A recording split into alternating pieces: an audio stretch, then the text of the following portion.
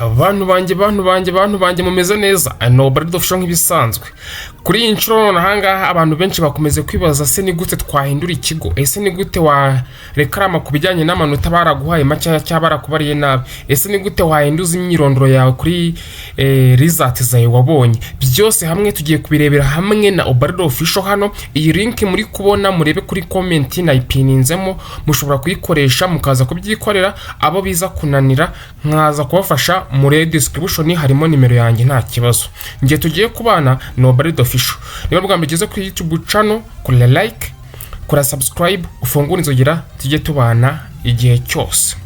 Ubalde official, isoko ku ikoranabuhanga, internet za future, kora subscribe tubana igihe cyose. Nkuko mubibona hano hari amatariki bashyizeho. Iyi link wenda nari nakoze agashot akantu gatoya cyane kagaragaza uko ibintu bihagaze, ariko kambibasobanurira neza twafunguye iyi link. Ino link mubanze murebe muri comment, muhugiye gutera comment ariko muhite munatera comment nta kibazo, murayibona ipininzeho cyangwa se niyo iriho ya mbere, asigaye murangiza muyikandeho namwe mugira hano nk'asigaye turebere hamwe ese ni gute wakora ibyo twari tumaze kuvuga byose. Mbere na mbere iyi link imaze kuyifungura kugira ngo welcome to the SDMS National Examination Appeal Service. Bivuze ko urakaza neza kuri School Data Management System y'ibizamini bya leta.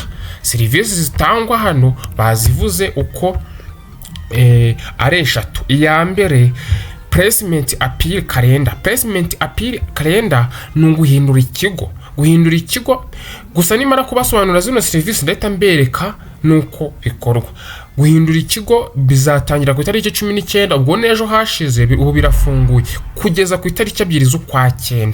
Bivuze ngo harimo iminsi ishyika hafi muri 10 na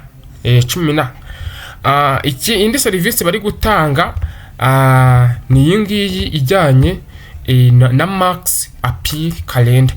Noneho hari ukuntu ubashobora kukubarira nabi. Iyo bakakubarira nabi cyangwa se ugasanga hamufitemo ako wateranya amanota ukabona amanota yawe ni make, nabyo ushobora kubirekarama. Bavuze ko nubundi itariki yo gutangiraho nejo yari 19, yo gusoza yari 2 z'ukwezi kwa 10. Urumva yuko noneho ho bashyizemo igihe kirekire. Urabona ibyo guhindura ikigo ni mu kwezi kwa 9, ariko hano ho kugira kurekarama amanota bagize mu kwa 10, bivuze ngo ni hafi ukwezi n'igice. Iyi serivisi ya gatatu ni ijyanye na identification ari y'umuntu agomba kwitondera cyangwa se imyirondoro y'umuntu. Imyirondoro y'umuntu ari ukuntu ushaka gusanga nuza index number yawe baguhaye kuma amazina bashyizeho kuri result slip yawe. Ayo mazina atari usanzwe ufite mu irangamimerere yawe. Bivuze ngo ahanga cyane kwiranga muntu yawe, kuko ibingibi babizabagaruka bamwe na bamwe mu gihe bageze senior 6 bagiye gususha, kuko ukoresha identification yawe cyangwa se ID card number. Ubwo n'amazina abagomba kubahura n'ubundi nayo ufite kuri result slip. So niyo mpamvu ikese ugomba kuyirinda mbere ahanga ho itariki no kugeza kuva kuri 19 kugeza kuri 2 z'ukwa 9. Noneho rero nyuma yo kumenya izi serivisi ese hakurikira hiki, muri kubona hano hejuru rwose hano hari baratuvuga ngo type your index ya type your exam index number. Bavuga ngo type your exam index number, uyitypingamo warangiza ugakora next.